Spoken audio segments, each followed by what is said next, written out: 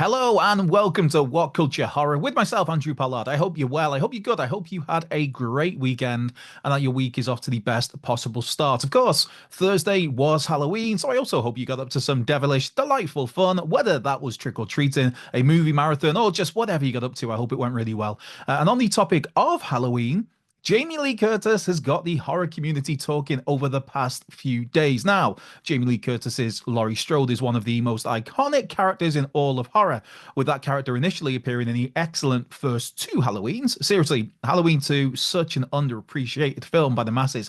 Then Laurie was killed off screen by the time of Halloween 4, the return of Michael Myers, only to return herself for Halloween H20 under the false identity of Kerry Tate initially, and then shockingly being killed in the opening of Halloween Resurrection, only to be brought back for David Gordon Green's trilogy.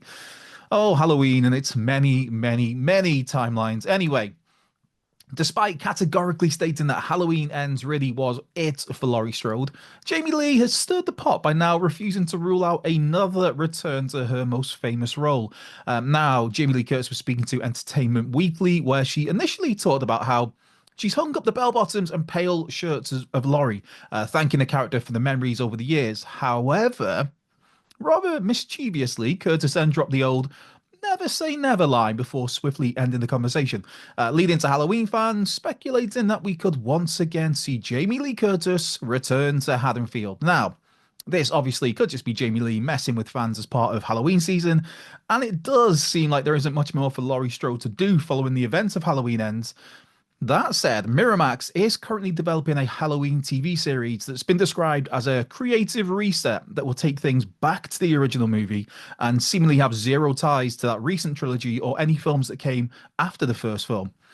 So, you're telling me there's a chance? Because essentially, this is starting from scratch from that first film, by all accounts, what we've heard so far about this TV series. Meaning, again, this this will be another different timeline for the franchise, which means, well, as Jamie Lee Curtis said, never say never. Right. And now, in terms of a chance, it looks like I might have a chance to give Pinocchio Unstrung a chance due to a couple of pieces of interesting casting announcements. Now, for those unaware, Pinocchio Unstrung is part of the ever-expanding Poohniverse that began with Winnie the Pooh, Blood and Honey. Yes, this is the franchise. It's also known as the Twisted Childhood Universe and will eventually give us Poohniverse Monsters Assemble.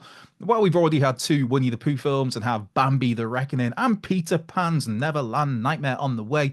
Pinocchio Unstrung is another movie on the way next year, and as part of Variety getting a couple of first look images for that film, the outlet also has some casting news. Now, the first Blood and Honey, I don't like to dump on films, but there's no way of sugarcoating it. The first Blood and Honey was awful. It was seriously bad. The second film was admittedly better, though it did have an extremely low bar to pass. But the wider part is, me personally, I had zero real interest in Pinocchio Unstrung whatsoever. That is, until it was revealed that Robert Englund and Richard Brake are part of the cast. Seriously, how can you not have interest in something starring Robert Englund in particular? I've been fortunate enough to interview Robert a couple of times over the years. Just the nicest guy, in addition to having some absolutely stunning horror credits on his resume. Yes, he's obviously synonymous with Freddy Krueger and the Nightmare on Elm Street, but there's also the Phantom of the Opera, Wishmaster, The Mangler, Urban Legend, 2001 Maniacs, Fear Clinic, where he actually got to team with Kane Hodder, and so much more. And of course, Richard Brake is no slouch when it comes to horror either. Again, a lovely guy I got to spend some time with a few years ago, although that was actually an interview for Game of Thrones stuff. But in terms of horror, Richard has been in a bunch of Rob Zombie movies, appeared in The Brilliant Barbarian, recently turned up in The Strangers Chapter 1, and the way that ended, he could be returning for Chapter 2, maybe Chapter 3, because that is a trilogy that's been kicked off with Rennie Harlin's admittedly slightly dodgy Chapter 1. And he's also got Mandy, Outpost, Hannibal Rising as just a few other credits on his resume. In Pinocchio Unstrung, Richard Brake will be playing Geppetto, while Robert Englund is the Cricket, which that particularly has my attention. I mean, both of those castings have my attention. And we've got, Winnie the Pooh's Reese Frake Waterfield is directing this one. And to be fair, the first images do show a rather creepy little version of Pinocchio. And even better, this Pinocchio is an entirely practical creation. So yes, I guess just when I thought I was out, they dragged me back in. Yes, I will be watching this film just because, you have Robert Englund, you have Richard Brake. that has my attention. So yes. But moving on from the more intimate, low-scale terror of Pinocchio to something far more destructive on an entirely different level. A new Godzilla movie is on the way, and not just any Godzilla movie, but possibly a sequel to the magnificent Godzilla minus one. That's not official just yet, though.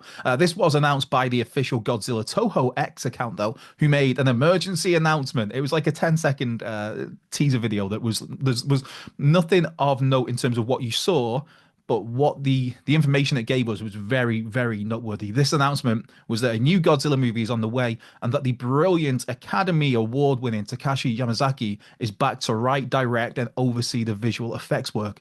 Now, Yamazaki did those exact same jobs on Godzilla minus one, with that film not only being the first Godzilla picture to be nominated for an Oscar, but actually winning one too, which is all kinds of impressive. And while the announcement of a new Godzilla movie didn't specify it would be a sequel to minus one, we can all only hope that that is the case, because that film, man, just yeah, Godzilla minus one is just it's a perfect Godzilla movie. I don't throw the word perfect around all that often, but it's just a perfect Godzilla film. It's just everything you want, everything you need. It's fantastic. So maybe we're getting a sequel to that. Either way, we are getting a new Godzilla movie, and it's going to be overseen brilliantly, I'm sure, by Takashi Yamazaki. So yes, that's something to look forward to. Bringing things to an end today on this news video, it's another notable name returning to another notable corner for them of horror. That name is Paul W.S. Anderson, the man behind the first six Resident Evil movies, four of which he directed. And he now finds himself again returning to the zombie subgenre. And not just that, but Anderson will be directing another video game adaptation, that being a new big screen take, I should say, on The House of the Dead. Now, this is a video game franchise that debuted back in 1997, initially on the Sega Saturn and PC. The House of the Dead is basically a first-person zombie shoot 'em up that spawned a whole bunch of sequels and spin-offs over the years. Today, I think there is like 15. I did a little count before this video. I think it was 15. I probably should have made a note of that. I think it's 15 games so far, including a remake that was released in 2022 and 2023 on PS5, PS4, Xbox, PC, and Nintendo Switch. Now, previously, of course, it was a stinker, man. Uwe Boll previously gave us a House of the Dead movie back in 2003, which was just horrendous, and was followed a couple of years later by an even worse sequel.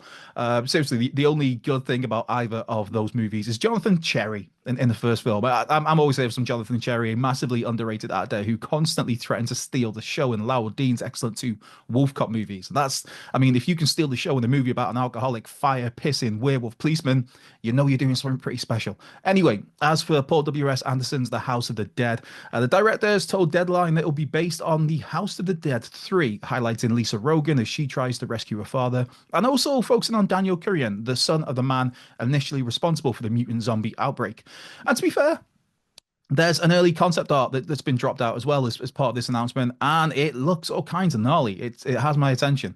And as it stands, The House of the Dead is aiming to start production in the second half of next year. So one would have to imagine you're going to be looking at maybe a late 2026 release on that one. And just one final brief story, sticking with Paul W.S. Anderson and zombies. His wife, Mia Jovovich, has now been announced to headline Twilight of the Dead, a project the legendary George A. Romero was working on before he sadly passed away in 2017. Twilight of the Dead will follow in the footsteps of Night of the Living Dead, Dawn of the Dead, Day of the Dead, Land of the Dead, Diary of the Dead, and Survival of the Dead, and is being developed by the Romero Estate and Roundtable. Added to that, Greg Nicotero is involved. Greg Nicotero and his KMB EFX group, they'll be working on the makeup effects for the film. Now, Greg Nicotero, of course, got his start on Day of the Dead and regularly worked with George A. Romero over the decades. Brad Anderson is on directing duties here, with Anderson best known for helming The Machinist, Trans-Siberian, Masters of Horror. He did an episode of that. A couple of excellent episodes of Titans as well, focused on Hawk and Dove. Also worked with Mia Jovovich this year, right now, on Worldbreaker, a sci-fi action movie that's due to release in 2025. So yes, Mia Jovovich, Brad Anderson, Twilight of the Dead, the George A. Romero Estate involved, and Greg Nicotero. That sounds like a hell of a fun mix. And with that, that brings today's What Culture Horror news to an end. I've been Andrew Pollard. This has been What Culture Horror. Be sure to have a great start to your week, and I'll catch you down the road.